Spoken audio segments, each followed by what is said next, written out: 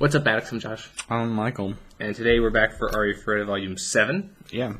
And, Michael, you want to talk a little bit about what happened in this book? So, yeah. Since I tend to rant. Yeah, so I'll keep it a little short here. Hajime creates an airship. He goes and returns and meets with the bunny tribe. Which we've been waiting for this since Volume 2. Yes, we have the demons come and try to secure the path to this particular dungeon. Where the bunny tribe and all the animals live there, beastmen. And then we have scenes with is it the Empire? Yeah. So yeah, the Empire coming into conflict with the beastmen and Hajime and how that works out and how basically it's the Rabbitmen's fight for freedom and independence. Liberation. Yeah, exactly. Revolution. Yeah, so that's basically the book. You have a lot of it happening in the Empire. One of the prominent scenes happens at a ball. So if you've seen the art for that, it's hands down better than the Danmachi one. I would say if you had to label that ball, it's like a mixture between the ball and Danmachi, and then the Red Wedding in Game of Thrones. it's about the combination of those two. There we go. That's a interesting statement to make, but I kind of agree. Yeah, so that's pretty much it. You have some minor new characters, but they really don't matter too much. And you also have the Princess of the Kingdom, Liliana. Yeah. She's coming and trying to get reinforcements from the Empire. Because, half their forces died. Yeah, so we have that alliance structure occurring as well. So that's just kind of a summary of some of the events that happened there in this book. Yeah, I guess before we get into favorite moments, we can talk a little bit about what we really like about this book. I think this book, it's really interesting that it's kind of like it's kind of like another side quest in a sense, but it actually adds a lot to I guess the world itself, because we get to see I'm never going to be able to pronounce the Rabbitmen's tribe, right? Something like that. I'm just going to call them Rabbitmen. But we get to see that they're, having big changes come. But I actually think that this is probably the funniest book. Yeah. Just because there's a lot of comedic moments. There's a lot of great interactions. I would say this is probably one of the only volumes that Hajime kind of takes a step back and just lets the situation handle itself. I mean, he does a lot of setup work, but he doesn't have a lot of direct interaction, and so that lets a lot of other characters kind of come forward, which is both hilarious and great because we get to see, some funny moments with the hero party, and then also a redemption arc for Shia, which plays out really well. Yeah, for sure. That's you get to see more of, I wouldn't say more of her backstory, but more of what the situation was before Hajime intervened. Yeah. The Rabbitmen and the Beastmen in general. And we get to see somebody that she knows, too. Yep. The Empire. Which leads to a nice little disgruntle, I guess I could say. Conflict. Yeah. So what are some of your favorite moments in this book? Okay. I think probably my favorite one that I'll start off with is there's a plan that Hajime I guess enlists the hero party in, but it's not really an important mission. It's more of just they're annoying me, so I want to get rid of their presence for a while. And so he has them do a quote unquote diversion. And he mainly wants to do this to get back with them because of how just annoying they are, and then also something that they got on him previously that happened in the book. And so he's go and, act like you're going to be the demons, but you're trying to free the beastmen. And they're like, oh, okay. But he's but just so nobody knows who you are, wear these masks. And they're Power Ranger masks.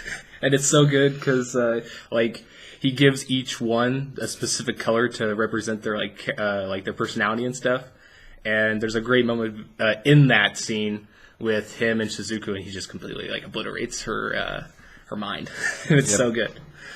So that would probably be one. Another one would be seeing the Rabbitmen again, and they're, they haven't changed much since the last time we've seen them, which I love, but there's a lot of new additions, I guess. They have one where they name everybody. So, the child, Balthfield the Executioner, he had, that outrageous name that he remade, but then that is spread throughout the rest of the tribe.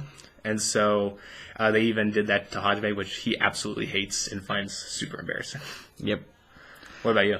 So I really liked some of the elements that you talked about. I liked also the interactions between the leader of the Rabbit Men, I can't remember, Cam, and the king of the Empire. Gahard, yeah.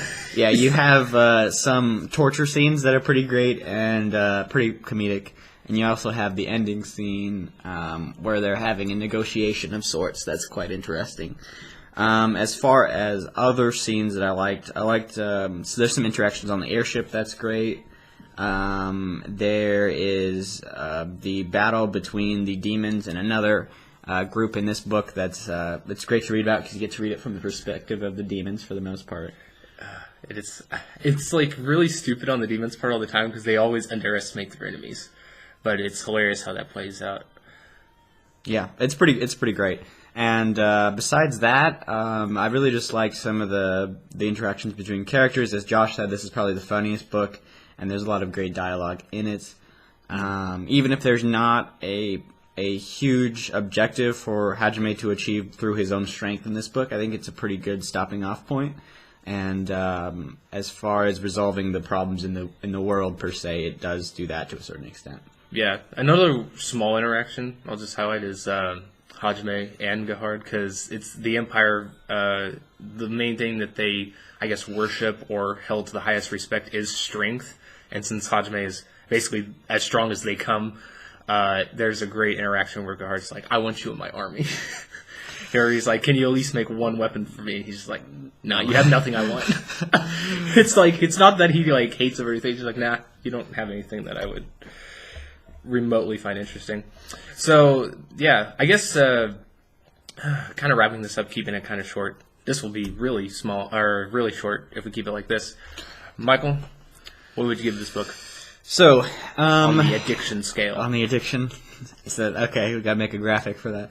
Now, I think it's always hard to look back because Josh does this more than I do because I feel like I can make ratings. I know if something's a 9 and something's an 8, it's not always going to be 100% better.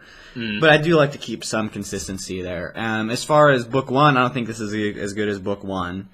I think it's up there as one of probably my favorite 3 books that we've read. Book 6 is really great as well for different reasons. I think this one is. It's similar to how Danmachi Volume 8 was in the sense that you don't have major plot elements that you're excited about. Well, you have some, but not exploring of a completely new dungeon or anything like that. So I would probably give this a FFA. I think it's pretty comparable to a lot of the other Arifureta books, and if you like the tone and the personality of Hajime and all the other characters that you've been following so far, I think you'll like this book as well. Yeah, that would be the same for me. I'd give it also an FFA. I think it's, like Michael said, pretty on par with what we've seen in the past, with a few other the books in the series being the step up. But, there's just a lot of great interactions, and I think if you really like probably like the last book, like volume 6 and 4, those in particular where you see a little bit more of the hero party. I think you'll like this too because you get to see a little bit more of them, but in the great relationship that they have with Hajime. So that's what I would say. I'm looking forward to the next one. I think the next one should be interesting at least because we get to see the new Abernants, and it sounds like there's some nice twist with that. So I guess we'll see that when we get to it. We'll see what happens. Yeah. So anyway, guys, I guess that will conclude this review. Volume 7. Volume 7. Man, it's almost over. I'm so sad. But we will be back until the very end. So be sure to check out other stuff if you want, and links will be in the description for some other sites and stuff that we got. So we'll see you guys later. Peace.